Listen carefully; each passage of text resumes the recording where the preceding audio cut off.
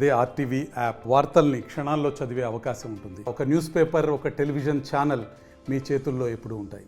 మిత్రులారా, ఇవాళ గత రాష్ట్ర ప్రభుత్వంలో అనేక మంది భవన నిర్మాణ కార్మికులు ఎలా అవస్థలు పడ్డారో మీకు అందరికీ తెలిసిన విషయమే.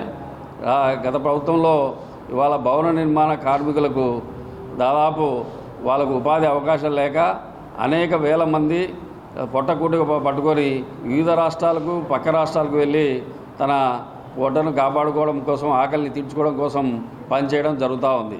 కాబట్టి అటువంటి పరిస్థితుల్లో కోవిడ్ సందర్భంలో కావచ్చు, మిగిలిన అనేక సందర్భాల్లో ఈ గత 5 సంవత్సరాల్లో జరిగినటువంటి అనేక అవకతవకల వల్ల భవన నిర్మాణ కార్మికులు ఎవరైతే ఉన్నారో రాష్ట్రంలో వారందరూ కూడా తీవ్రంగా నష్టపోవడం జరిగింది.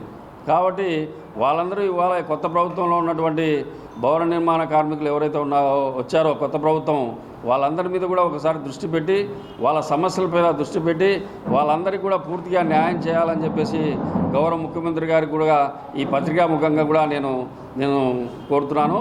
అదేవిధంగా ఆంధ్రప్రదేశ్ భవన నిర్మాణ సంక్షేమ మండలిలో దాదాపు 30 లక్షల మంది భవన నిర్మాణ కార్మికులు రిజిస్టర్ అయి ఉన్నారు. ఈ 30 లక్షల మంది కాకుండా అనేక మంది రిజిస్ట్రేషన్ లేకుండా గత 5 సంవత్సరాల్లో కూడా దాదాపు 75 లక్షల మంది భవన నిర్మాణ కార్మికులు రాష్ట్రంలో ఉన్నారు.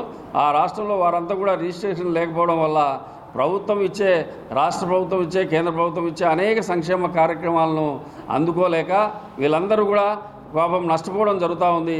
దానివల్ల భవన నిర్మాణ కార్మికులు తద్వారా నష్టం చెందుతూ ఉన్నారు.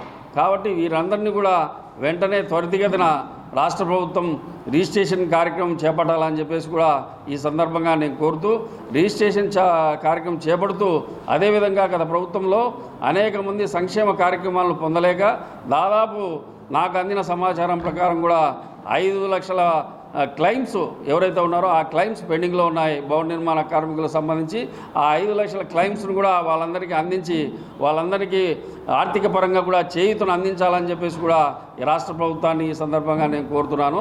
ఆ క్లెయిమ్స్ ఏవేవి అంటే వాళ్ళు ఎవరైతే భవన నిర్మాణ కార్మికులు మ్యారేజ్ బెనిఫిట్స్ కావచ్చు, వాళ్ళు ఏదైతే ప్రెగ్నెన్సీ బెనిఫిట్స్ కావచ్చు, వాళ్ళ ఎడ్యుకేషన్ బెనిఫిట్స్ కావచ్చు, వివిధ రకాల కార్యక్రమాలైనటువంటి అనేక కార్యక్రమాలు, యాక్సిడెంటల్ బెనిఫిట్స్ కావచ్చు, ఇలాంటి అనేక కార్యక్రమాలను మనం కేంద్ర ప్రభుత్వం తీసుకురావడం జరిగింది.